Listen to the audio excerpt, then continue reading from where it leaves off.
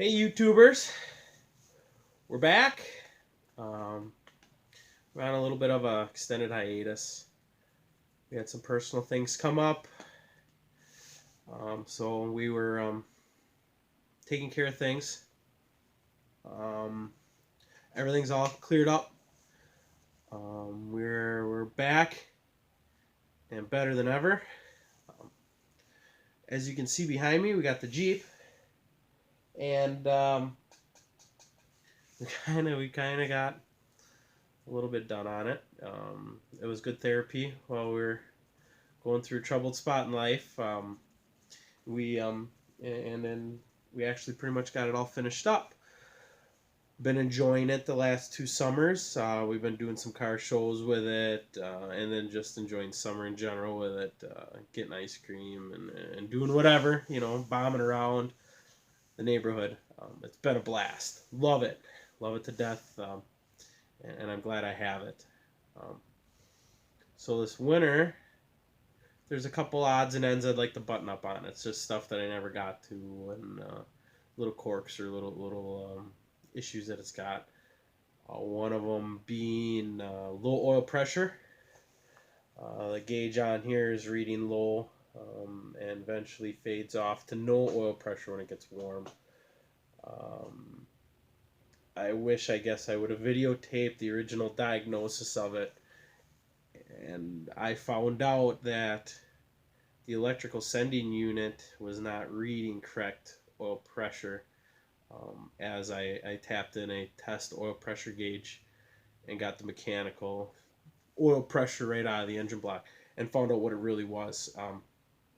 I am reading anywhere between 50 and 40 psi between cold and when it warms up, and I'll show you guys that.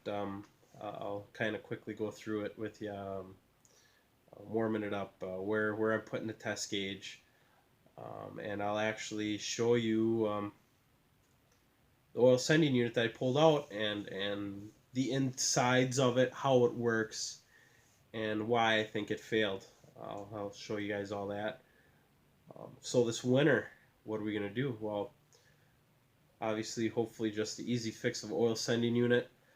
Fuel gauge hasn't worked ever since I've gotten it back together, so do a little diagnosis on that. I'm suspecting it's oil sending gauge or sending unit, but we'll know when we davy into that a little bit further. And I got some odds and ends around the shop here, some other stuff I can work on, and I'm going to get you guys' feedback and see if you guys would like to see something over the other or whatever, and if not, we'll just tackle things as we go, and we'll see what we get done this winter and see what we can do, and hopefully I can get videos out on a regular basis now that things have changed. So with that being said, let's get onto the Jeep here and I'll show you what we got going on. Alright, here's the Jeep in all its glory. All buttoned up for the most part. I'll show you.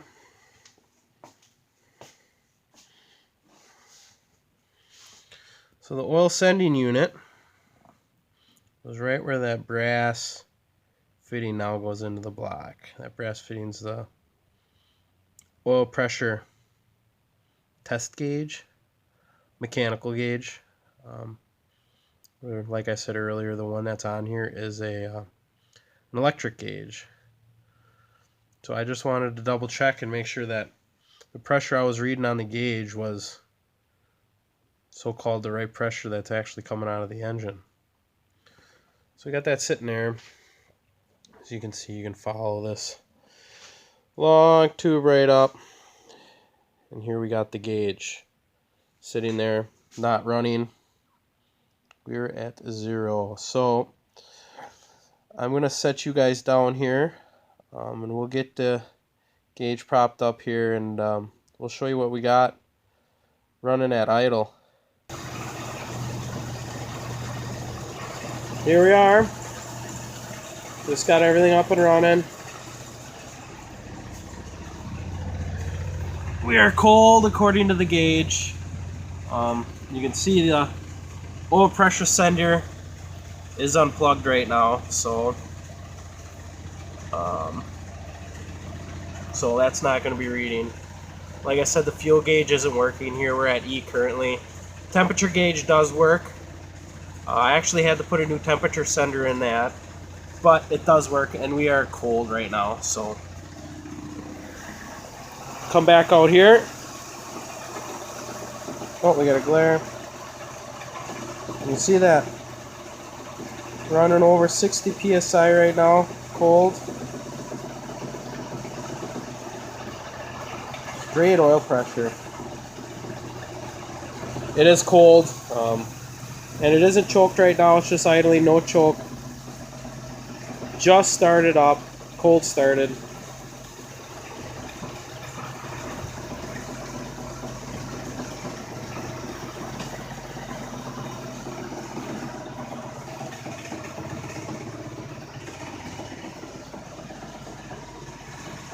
So we'll let that run for a little bit. I'll bring you guys back when we get it up to temperature, and we'll see where it runs for oil pressure.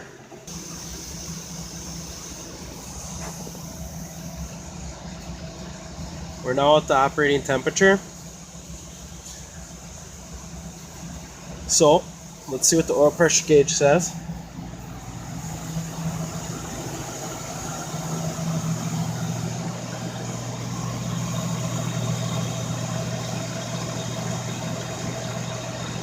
Running at 40. A little bit lower than what I was expecting. What I saw, I got it a little bit warmer than I did the last time. But it's still a lot better than the 0 that the gauge reads at this point in time when the gauge is hooked up. So I still feel pretty comfortable with this and this oil pressure. I don't think that we need to rebuild this engine. So that eliminates one of the winter projects that I had going on this winter. So I'm going to shut this down, and then I'll get back to you here real quick, and I'll show you what else I got in here that we can maybe davy into a little bit this winter. I guess before I show you the projects that we could have going on this winter. This is the sending unit I took off the Jeep. So this is what it looks like. This is what's threaded into block. This part goes into the block. That's where the oil pressure sender test gauge is. So my neighbor was over,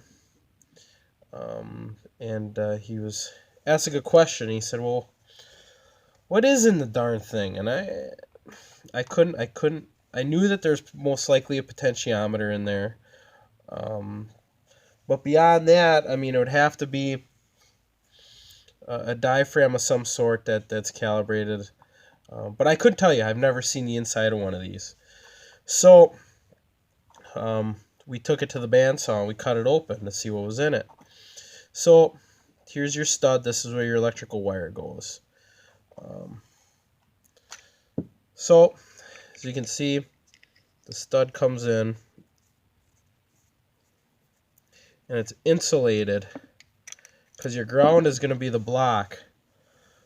So the screw itself is insulated to this bowl with this plastic. So this is going to be your positive, or it's going to, well, it's not necessarily going to be your positive, but it's going to be your signal wire that goes to your gauge. That hits this spring-loaded part right here. So that is actually what's making contact to your electrical wire. It's right through there. Now if you look through here, here's your potentiometer. Let's see if we can get maybe a little bit better light on the subject here. So this is your potentiometer. This arm slides up and down all these different wires that are wound. That gives you different resistances. So it can tell its resistance to ground, and it'll give you all sorts of different resistances. Then when you go inside of there, I don't know how well you can see it. I'm trying to get a little light in there so you guys can see it. I don't think we're going to be able to get you to see it very well. But this arm gets pushed by a diaphragm in there. That diaphragm gets pushed up from the oil pressure. So when the oil pressure goes into that hole, pushes that diaphragm, pushes this rod goes up this potentiometer, changes the resistance, goes out the stud and into the wire. So what I think happened here, as you can keep seeing, I keep wiping my hands off, is because when I cut this bowl open, it was full of oil. With it being full of oil, must be a hole in that diaphragm. Hole in that diaphragm, it's not going to read the correct oil pressure. That is what I think happened with this oil sending unit. But it's very cool, you know, and there's a lot of moving parts in here,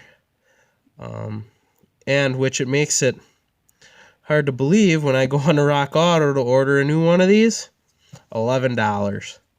How can anybody make this with all these different moving components, all these springs, all this wound wire around this insulator, you know, this pressed steel fitting, all for $11?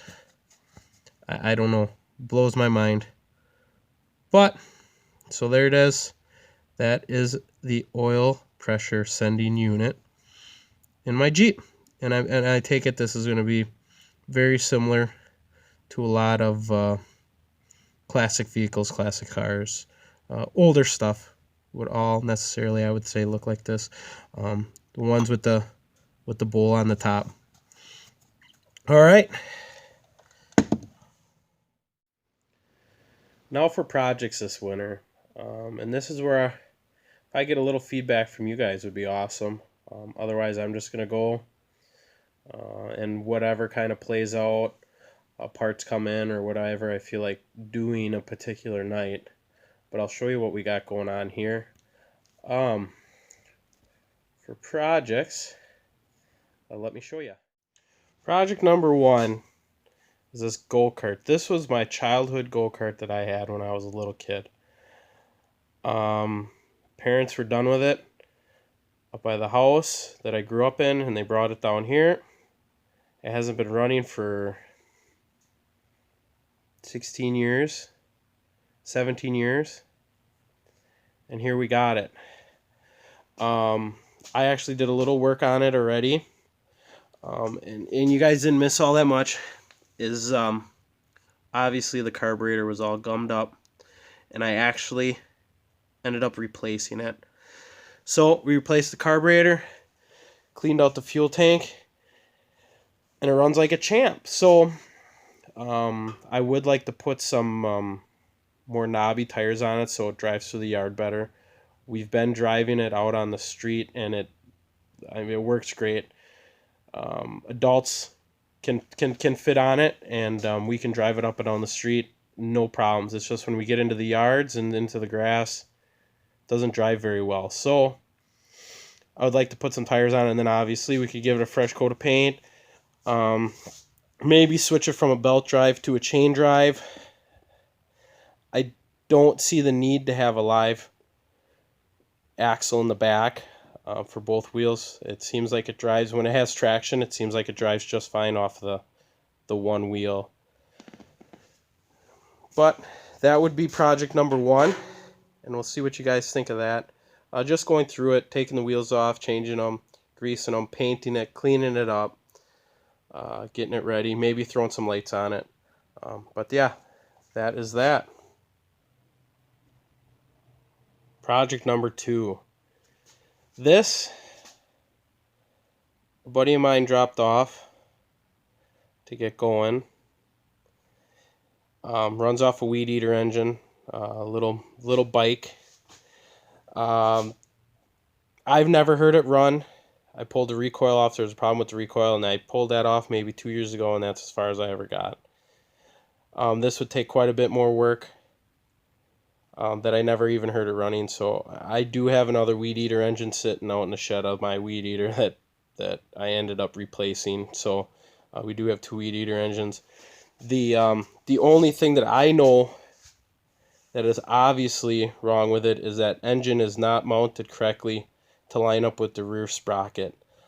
He said that the chain popped off all the time. Well, the 2 sprockets aren't aligned. So I know we're going to have to remount that. Everything else, I don't know much else about it. I know it takes some time to get going. But that is another thing we can work on this winter. See how that goes. Tear into it and see what it needs. The last thing is something with the Jeep. This Jeep originally had a plow on it. I do have the front mount for the plow. I have all the components. I have the plow. That's the front mount. This is actually, now that it's all dark back there, that is actually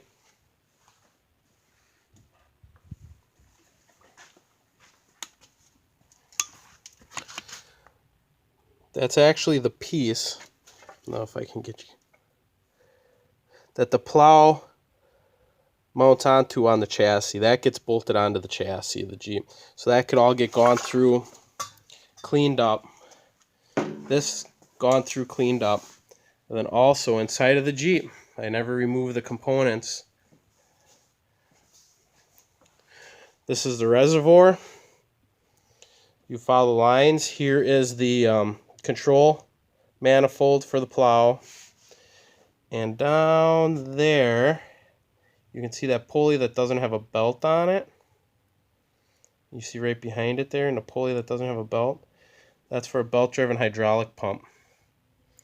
So, I know this manifold leaks like none other. That should get taken apart, put new seals in it. The pump might leak also. I don't exactly remember from when I tore it all apart. But it all could get cleaned up, rebuilt, and put back together. I know I wouldn't want to plow snow with it on a regular basis. But I know that that front mount is not that difficult to take on and off. And that frame mount could stay underneath. And you know, you could put the plow on easily and take the plow off easily without anyone knowing. Be nice to have, just for the heck of it, just to, you know, be fun to plow snow with, but not, like I said, not on a regular basis. You don't want this thing to get full of salt and rusty and everything, but maybe every once in a while it'd be nice to have it. So that will be project number 3. Yeah, so if I can hear back from you guys, see what you think. What you want to do, what you want to see. Obviously, if there's a big response for one thing over something else, we'll make that a priority. Otherwise, we'll just go through everything and see what we get done, see what we don't.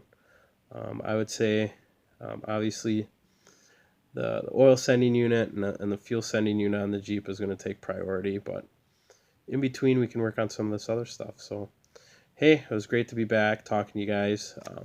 Going through what's going on around here. I'm glad we can get back and start doing this again. Thanks a lot, and we'll talk to you guys later.